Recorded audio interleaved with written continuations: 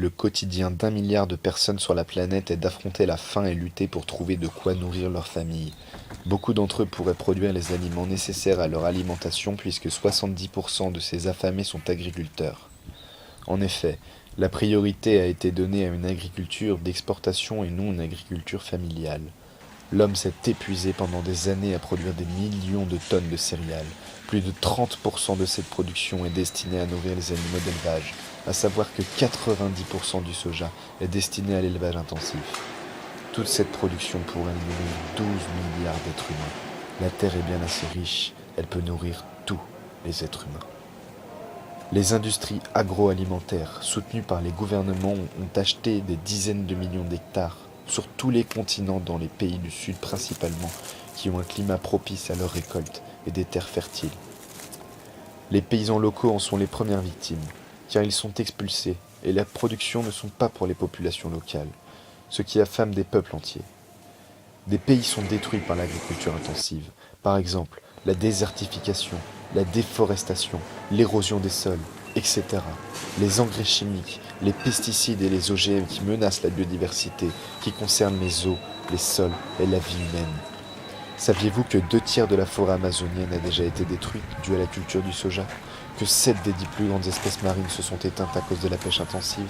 Que 90% des requins ont été tués en 10 ans alors qu'ils régulaient la vie marine depuis des millions d'années?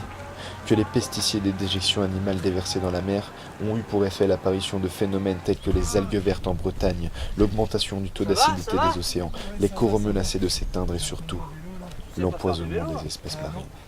Ça va quand même ou pas? 1 milliard d'êtres humains ne mangent pas à leur faim. 3 millions d'enfants décèdent chaque année, alors que chaque être humain a le droit de cultiver la terre. Les terres sont un bien commun. Une agriculture sans agriculteurs n'existe pas. Préservons notre terre, mère. À ce que je sache, elle n'est pas à vendre. Et redonnons un sens à cette agriculture qui est l'agriculture familiale. Ah ouais? Ouais. Ah, il y a mon jus de pomme aussi. Mais tu vois, nous à la Pachamama, là, à la ferme, on a du jus de pomme, on a des choses, hein, si tu veux. Pourquoi t'es Ah pas bon venu marcher? Bah j'aurais peut-être dû te rencontrer avant alors. Bah, je sais pas, t'as 2 minutes?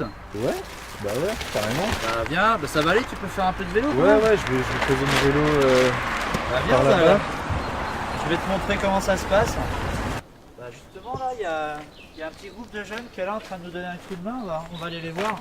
D'accord. Tu peux passer par là. Hein. Ouais, bah je vais poser mon vélo. Regarde, là il y a une rue des saisons par exemple. Tu vois, les tomates, aubergines, poivrons, c'est en été. D'accord.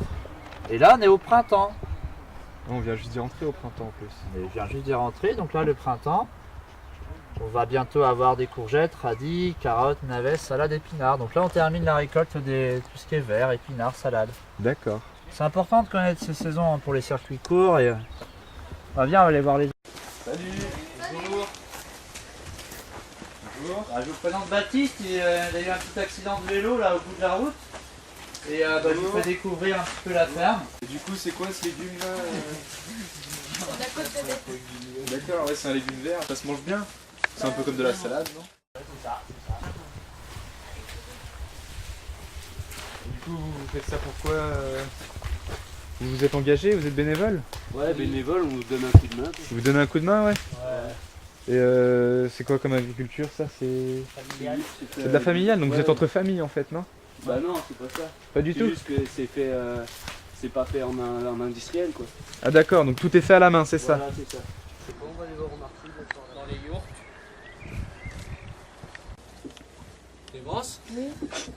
On était à la serre avec Baptiste, il a vu les bêtes et ça l'intéresse. Je peux t'en occuper. À plus tard. Ah merci. Et Baptiste, tu vois, on a du jus de pomme, du jus de pomme local.